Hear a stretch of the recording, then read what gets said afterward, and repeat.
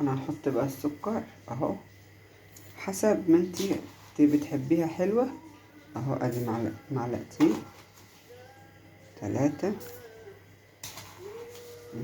4 معالق سكر اهو، وهقلب حسب ما انتي تحبيه.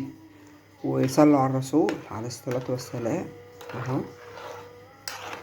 البليلة حلوة ومشبعة ومغذية اوي للاطفال، يعني انت لو عملتيها الصبح ونازل المدرسة تديله طبق صغير كده، تديله نشاط طول اليوم وتخليه شبعان طول الوقت، ومقوية الحاجات اللي هي فيها حاجات اللي هي زي البليلة كده، حلوة قوي اهو.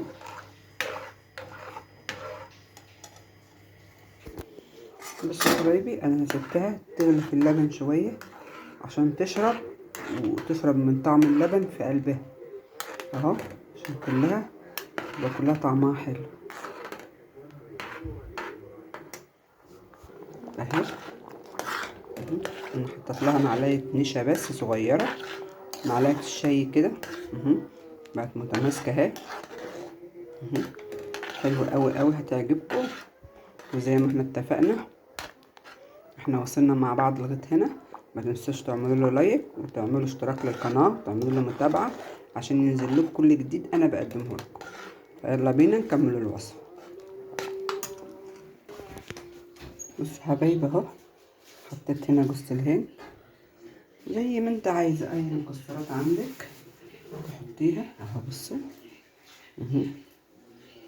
اهو، حلوة قوي قوي قوي قوي قوي قوي، وحاجة حلوة للأولاد.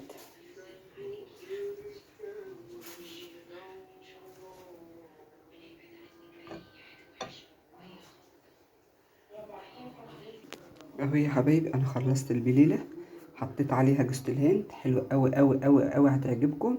وحاجة دافية، احنا عندنا برد، وحاجة مغذية ومشبعة للأطفال.